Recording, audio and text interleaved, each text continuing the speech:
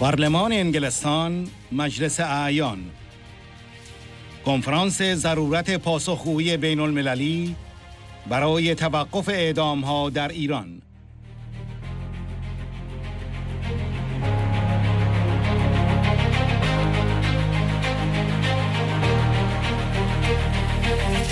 سخنرانی های اعضای مجلس اعیان، بارونس اولون، بارونس آلتمن، لورد همیلتون، نمایندگان پارلمان انگلستان، مری گلیندون، جیم شانون. بارونس آلتمن: خانم رجوی، نحوه عملکرد شما و یارانتان در این کشور و پایبندیتان به اصول و اراده و تعهد همگانی برای یافتن راهی بهتر برای آینده ایران واقعاً ستودنی است.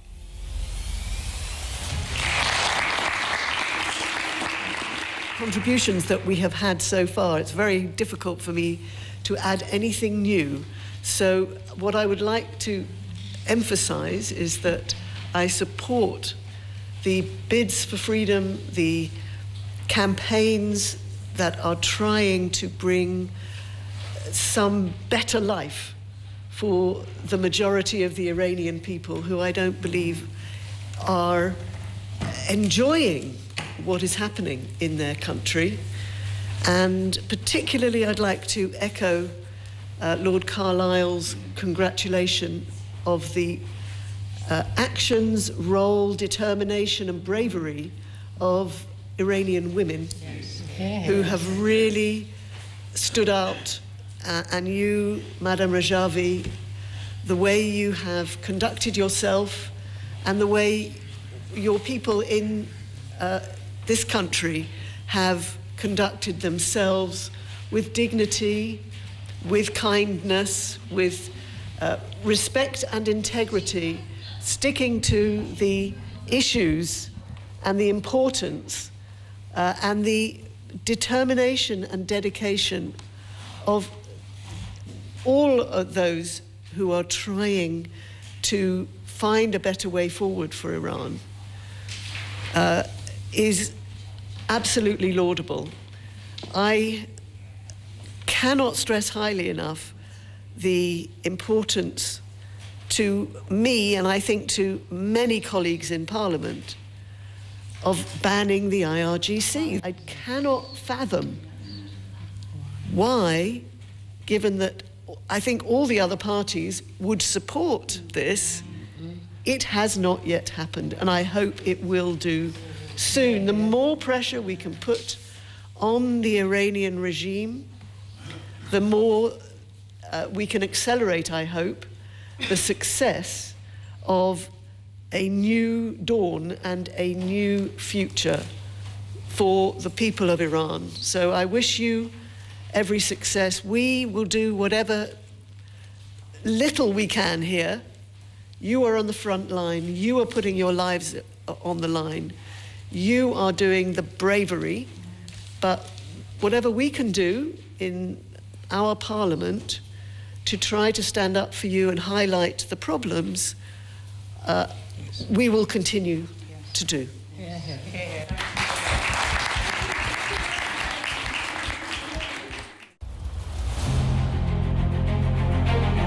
لورد همیلتون: روزهای این رژیم به شمارش افتاده است. نمیدانم چقدر طول میکشد تا رژیم ایران سقوط کند، اما مسئله فقط زمان است.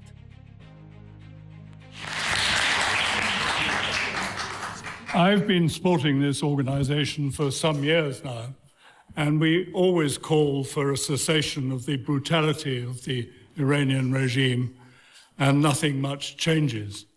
But I'm an eternal optimist. My glass is always half full, and I think things are changing dramatically for the Iranian regime. We used to think that they were all powerful. We used to think that they had influence over the whole of the Middle East, and that is no longer true. The days are numbered. I don't know how long it'll take for the Iranian regime to fall, but it is only a matter of time. There are sanctions on their oil, and they have very little else to sell to the world, and that's creating enormous internal problems in Iran today. And for the first time, I'm optimistic that all the efforts that have been made by this magnificent organization will actually come to fruition. So I do think that the last year has seen a dramatic change in the influence that Iran has in the region. I think the Republican Guard has been cut back quite seriously in what it's been trying to do. And I think there are reasons for optimism now in Iran, and I think we will see the regime come to an end within the foreseeable future.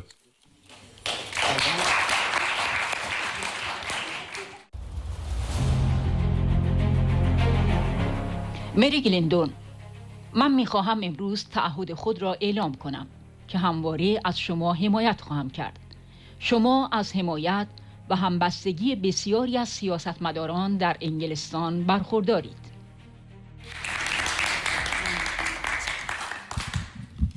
Good evening, and it's an honor to be here with such a group of brave people, particularly the women of Iran, who I think are showing the world what can be done and how brave you have to be if you want to fight for freedom.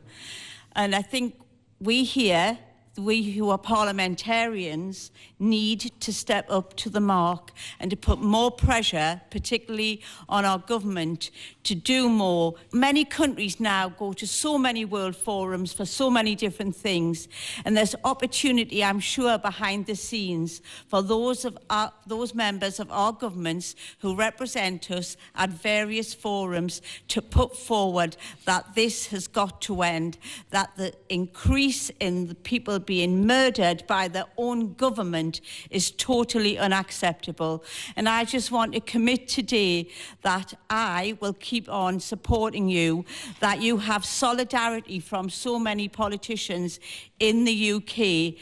Thank you for being so persistent in challenging politicians in the UK constantly, because you yourselves help keep your struggle uppermost in our minds. So let's keep fighting together, and let's try and make peace a reality in the future.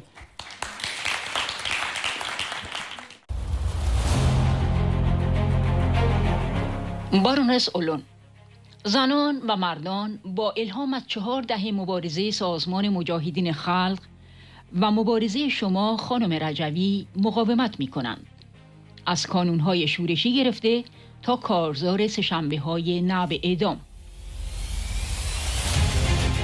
هر اعدام در ایران نه تنها یک قتل ناعادلانه دولتی است، بلکه حمله بیرحمانه به خانواده‌هایی است که از عدالت محروم شدند. قوه قضاییه در ایران ابزاری برای سرکوب است. اصول برابری، آزادی و عدالت که شما خانم رجوی ارائه کردید بازتاب اراده واقعی مردم ایران است و به همین دلیل آینده ایران یک جمهوری دموکراتیک خواهد بود. مردم ایران مخالف دیکتاتوری شاه و استبداد مذهبی آخوندها هستند.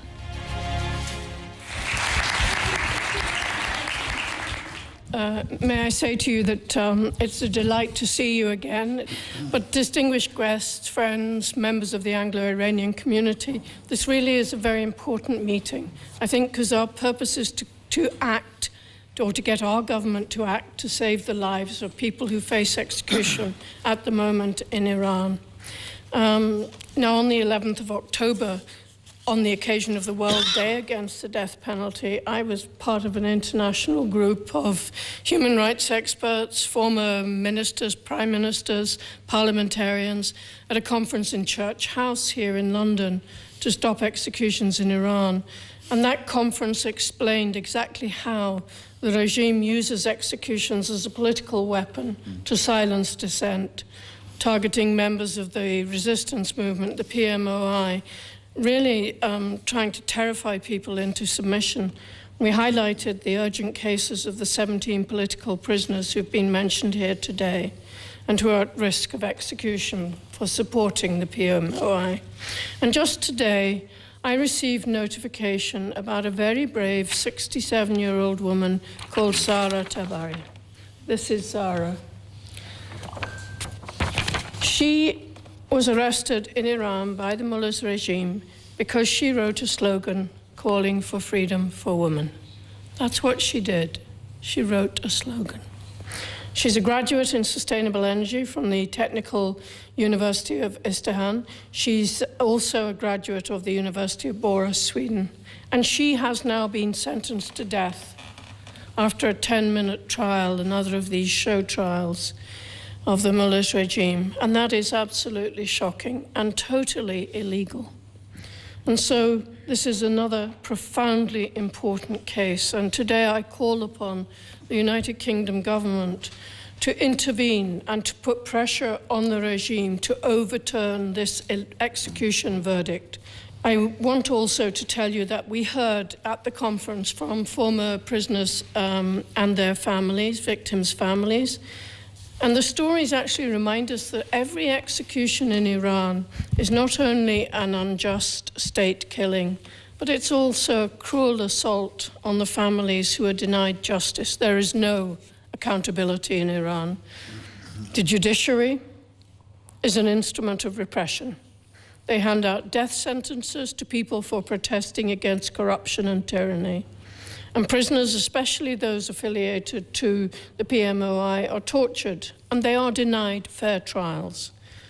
Total violation of international law and judicial standards.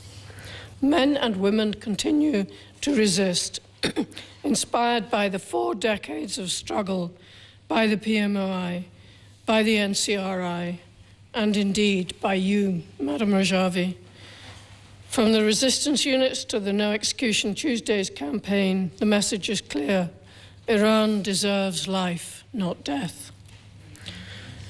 At the London conference, you, Maryam Rajavi, whom I have had the privilege to meet on numerous occasions in Paris and other countries, was the keynote speaker, and you presented your democratic vision for a future Iran without executions and torture, with separation of religion and the state, and equality before the law for all citizens.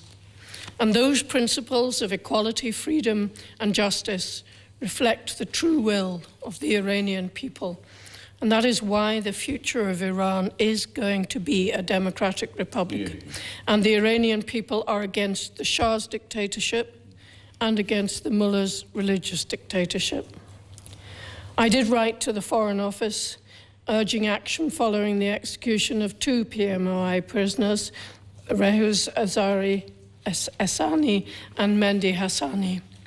I urge the government to refer the regime's crimes against humanity, including the 1988 massacre, to the UN Security Council. We cannot wait any longer.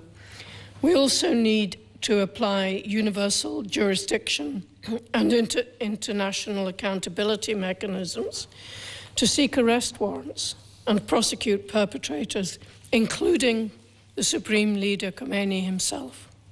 And finally, we support the Iran people's democratic aspirations by recognizing the NCRI's platform for a free, secular, and democratic Iran, an Iran that abolishes the death penalty and upholds the Universal Declaration of Human Rights. And to the courageous people of Iran, to the prisoners in Ghazal Hassa and all the other prisoners campaigning against executions, to the protesters, to the resistance units, know this: you are not alone. Your cause is just, and it will prevail.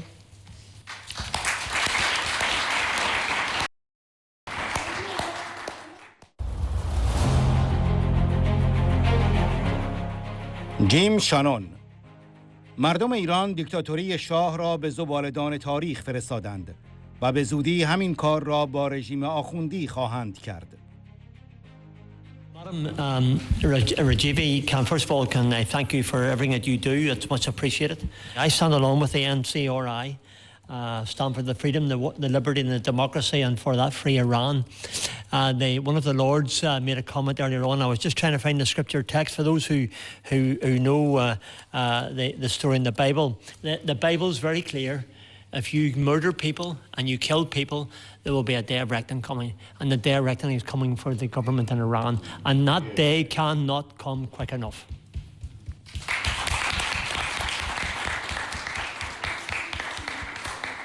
So we're here today to shed some light on the surge in executions in Iran. And I was looking at the photographs of all the young people who are potentially political prisoners and face death. And I think that's where we focus our attention today. As a man of faith, what troubles me deeply is that these barbaric executions are being justified in the name of God. And quite clearly our God is a God of love, is a God we know. What the Iranian government are standing for is for pure evil, and the day that they will be accountable for their individual activities. These individuals are waging war against God.